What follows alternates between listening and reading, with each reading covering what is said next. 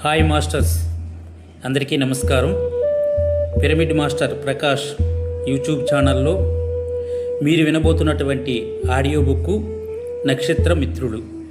ఇందులో రచయిత్రి పరిచయం విందాం.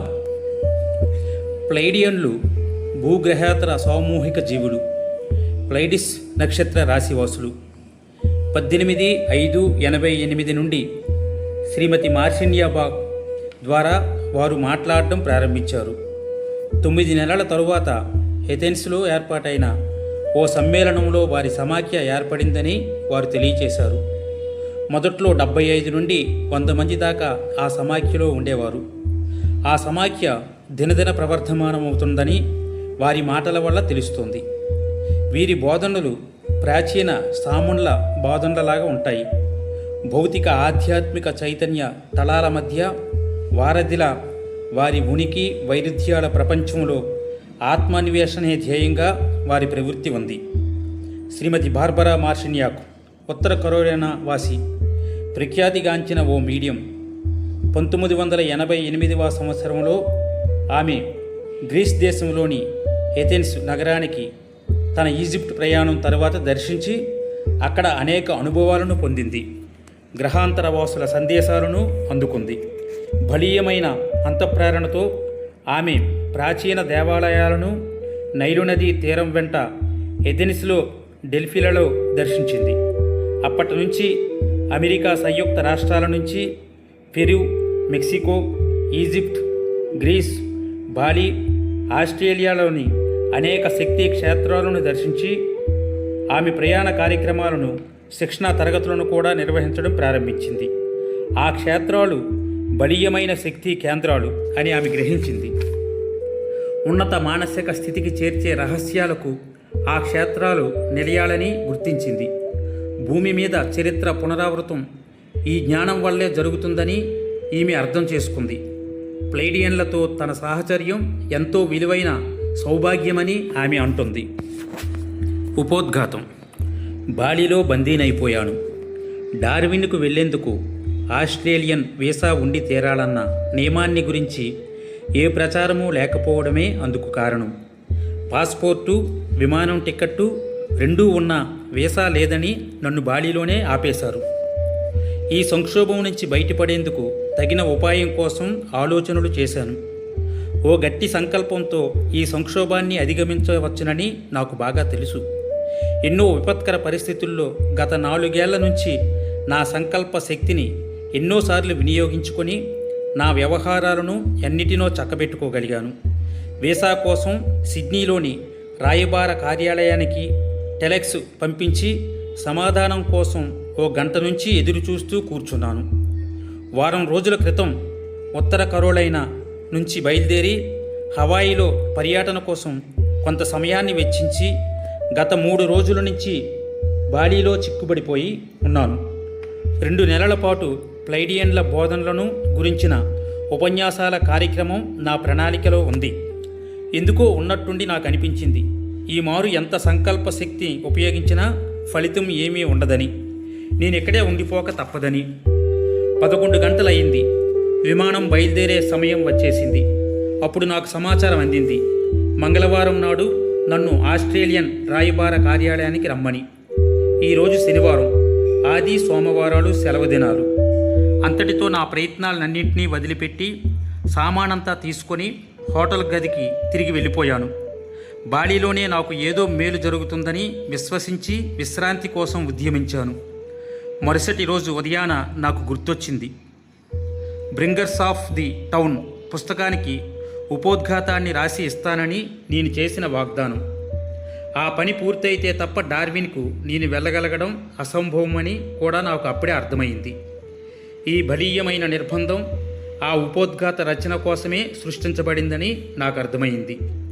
నా బాల్యం అందరికంటే విభిన్నంగా గడిచింది. నాకు పిచ్చి అన్నయ్య ఉండేవాడు. వాడితో సహజీవనం మాకెన్నో పాఠాలను నేర్పించింది. ఇటీవలే నన్ను ప్లైడియన్లు ప్రభావితురాలని చేశారు. వారి ద్వారా లభించిన ప్రేరణతో నేను మా కుటుంబపు ఫోటో ఆల్బమ్ను తిరగేశాను. అప్పుడు నాకు అర్థమైంది, మా పిచ్చి అన్నయ్య డొనాల్డ్ నుంచి ప్రసరిస్తున్న అమూల్యమైన దివ్య ప్రేమ తరంగాల గురించి, నా ఆత్మయానికి మరో స్ఫూర్తిని అందించింది మా అమ్మమ్మ బాబ్సీ. పోలిష్ భాషలో ఆమె పేరుకు అర్థం తారా అని. ఈ భూమిని గౌరవించడాన్ని నేను మా అమ్మమ్మ దగ్గరే నేర్చుకున్నాను. పెద్దయ్యాక ప్లైడియన్లతో తారతో నా అనుబంధాన్ని గ్రహించగలిగాను. చిన్నప్పటి నుంచి నాకు ఆధ్యాత్మికం అంటే ఇష్టం. ఓ వాస్తవాన్ని ఎన్నో విధాలుగా అర్థం చేసుకునే వీలు ఉంటుందన్న విషయం నా అవగాహనలోకి వచ్చింది. 1970 తర్వాత చివరి సంవత్సరాలలో నేను సేత్ మెటీరియల్ను పరిశోధించాను. 1987 వేసవి శృతి సమ్మేళనంకు 7 నెలల తర్వాత మార్చి 1988లో బాల్య స్మృతులన్నీ బలీయంగా నాలో రేగాయి. గుర్తుపట్టని ఎగిరే సాసర్స గురించి, గ్రహాంతర జీవులు, భూమి మీద మనుషులను ఎత్తుకుపోయే విషయాల గురించి సమాచారాలని సేకరిస్తున్న సమయంలో, అంతకుముందు 1980 తర్వాత తొలి సంవత్సరంలో ఓ అర్ధరాత్రి వేళ నాకు నా పడక గదిలో ముదురు నీలం రంగుతో ఉన్న గ్రహాంతర వాసులతో హఠాత్తుగా పరిచయం ఏర్పడింది. అప్పుడు విపరీతంగా భయపడిపోయాను. ఇప్పుడు ఆ విషయం అత్యంత స్పష్టంగా నాకు మళ్ళీ గుర్తుకొచ్చింది. నా శరీరంలోని ప్రతి అణువుకు ఆ ముగ్గురు గ్రహాంతర జీవులే అన్న విషయం పూర్తిగా అర్థమవుతుంది. ఎథెన్స్లో మే 18, 1988లో ప్లైడియన్లతో నా సహచర్యం ప్రారంభమైంది. ఈజిప్టులో, గ్రీసులో నాలాగే పరిశోధనలు చేస్తున్న వారితో నేను కలిసి తిరుగుతున్నాను. గ్రేట్ పిరమిడ్లను దర్శించి చిన్నపిల్లగా పులకించిపోయాను.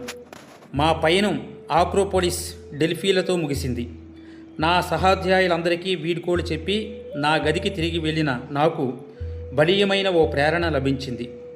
గ్రహాంతర వాసులతో మాట్లాడే ప్రయత్నాన్ని ప్రోత్సహించే ప్రేరణ అది. నిశ్శబ్దంగా గదిలో ఓ చోట కూర్చొని గ్రేట్ పిరమిడ్లోని కింగ్స్ ఛాంబర్ మీద ఉన్నట్టు ఊహించుకోమని అందిన ప్రేరణది. వెన్నెముకను నిటారుగా ఉంచుకొని కూర్చున్నాను. నా మనస్సు కింగ్స్ ఛాంబర్ మీద లగ్నమైంది. నా చెవుల్లో ఓంకారం వినిపించింది. గ్రహాంతర వాసులతో సంభాషించాలని నేను సంకల్పించాను. నెమ్మదిగా నా నుండి గుసగుసలలాగా బయలువెడలిన నా కంఠస్వరం ఎంతో విభిన్నంగా నాకే వినిపించింది. నా మనస్సు యొక్క మరో భాగం, దేనిని నమ్మని భాగం, నా అనుభవాన్ని శంకించి ప్రశ్నించడం ప్రారంభించింది. నా మొదటి ప్రయత్నానికి నేను ఎంతో ధైర్యంతో, ఎంతో తీవ్ర కృషి చేసి నన్ను నేను స్థిమితపరుచుకోవలసి వచ్చింది. నాకు ఏమాత్రం తెలియని ఎవరినో ప్రశ్నించి సమాధానాల కోసం ఎదురుచూసి సంభాషణ కొనసాగించే ప్రయత్నాన్నే చేశాను. ఓ అరగంట తరువాత నాతో మాట్లాడుతున్నది ప్లైడియన్లు అని తెలుసుకున్నాను. వాళ్లతో ఓ గంట సేపు మాట్లాడి ఉంటాను. నాలో ఎంతో ప్రశాంతతను, వివేకాన్ని వాళ్ళు నింపి వెళ్ళారు. నా అనుభవం కళ, నిజమా అన్న సంశయం నాలో రేగింది. ప్లైడియన్లు ఖగోళ శాస్త్రాన్ని అధ్యయనం చేయమని నాకు సలహా ఇచ్చారు. ప్లైడియన్ల సూర్యకేంద్రం వృషభ రాశిలో 27 డిగ్రీలు 57 నిమిషాల చోటులో ఉంది. కృత్తికా నక్షత్రంగా కీర్తించబడే ఆ తారా సమూహం అద్భుతంగా ఉంటుంది. నిర్ణీత సమయాల్లో ప్లైడియన్లు నా శరీరాన్ని, నా వాక్కును వినియోగించుకునేందుకు సమ్మతించారు. అయితే అందుకోసం ఓ షరతు విధించాను. కార్యాచరణ అంతా వాళ్లే చెయ్యాలని, నా సమయం ఏమాత్రం వృధా కాకూడదనే నేను అలా సంకల్పించాను.